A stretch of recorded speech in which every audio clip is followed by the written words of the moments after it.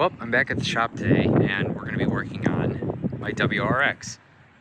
So you might be wondering to yourself, the last time we ever saw this car, it didn't have a smashed in fender, and also the headlight bezels actually were pretty well cleaned and maintained, but now have gigantic holes in them. So the WRX got into a slight fender bender, which caused some of these issues here. And also some of the rust from where it used to be in Maine has really come to light over the time it's just been sitting in storage until I had time to work on it. This includes the radiator being held in by zip ties at this current point because the steel skid that's used to hold this up has completely rotted away, so that's been held up by zip ties for this entire time. But I'm going to stay true to my word, and I want to make this thing OEM plus and do a full conversion into a STI. So if you can overlook all these issues like I can, we can actually make this thing a pretty clean Subaru for what year this thing is and where it came from. I'll try to include a clip of when I first got it here at the shop. There was a tow truck right over here and it was on the flatbed. And so when I originally came ownership of it, the tie rods were completely bent. The control arms were rotted away, and so the wheels couldn't stay straight. So we had to use my Jeep at the time with its winch to pull it off. So it was quite the ordeal to get it, and to even have this thing drive in a straight line and even operate was a miracle in itself. So it looks really bad, but it's promise it's worth saving. I can't even begin to tell you how much work this thing has already been from when I initially got it. Partially after I fixed all the control arms and stuff, I discovered that the axle seals were ruined on both sides and was throwing oil all over the engine bay, and especially where the downpipe was, and so that was causing it to smoke like crazy. So as I said, I kind of want to do a full STI swap on this thing.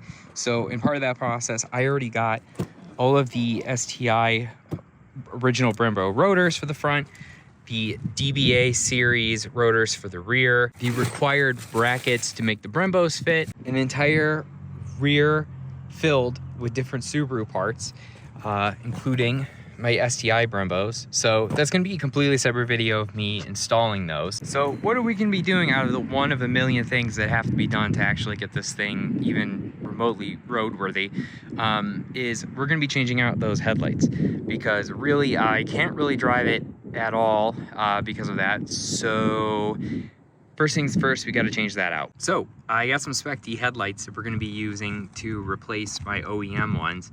Originally, I wanted to go with a G80M style one with the clear reflectors, but honestly, I couldn't source any for like under $600, and I wasn't paying $600 for some headlights. So Spec D it is. So changing out the headlights shouldn't be too tasking. Basically, just got to remove out 2 bolts up there, and remove your bumper so that way you can access another bolt that I believe is just right there. Ah, cool.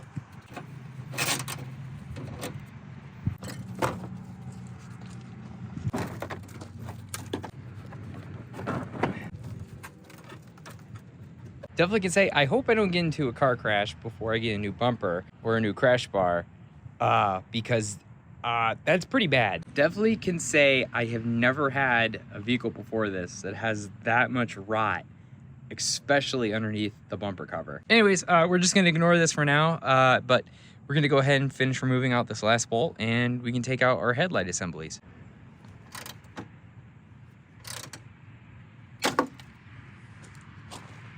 All right, cool, make it 2 for 2.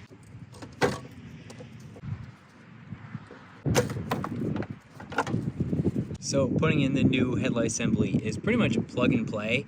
We're just me connecting the existing wires on the new assembly over to what's on the car.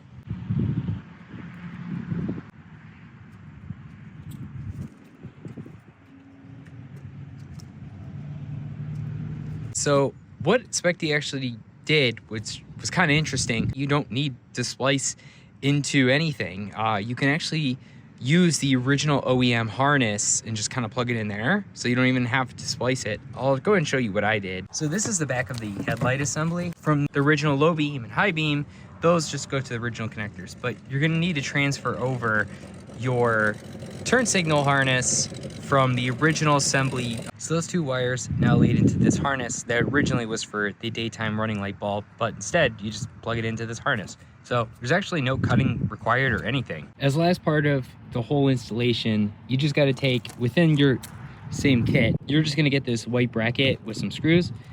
So you're just going to go ahead and mount it to the side of the headlight assembly, just so that way you can actually use some of the factory mount points. Hopefully on your install, you're going to have to drill and tap out all the places where the bolts broke off like mine did.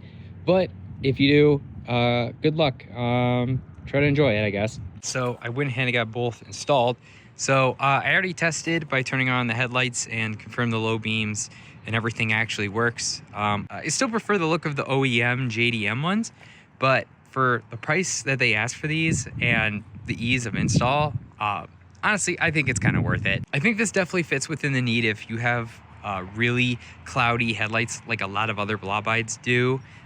This is a really good option to change it out, because even OEM ones that have the orange reflectors in them still go for almost the same amount of money as these, but these you actually get true projectors and you can actually fit HIDs into them as well. So I don't know, if you like the classic look, obviously go for the OEMs, but I don't know, I think these are actually pretty good. I went ahead and just pulled inside one of the shops just to kind of see what this looks like. So this is what it looks like with the LED strips activated.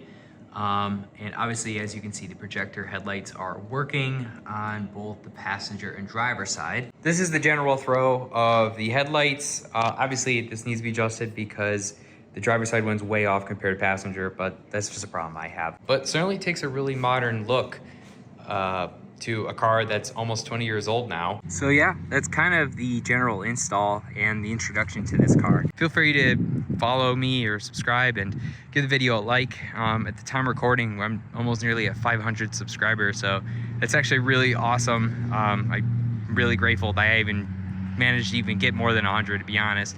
So yeah, if you're interested for more, make sure to stay tuned with the channel and many more videos to come.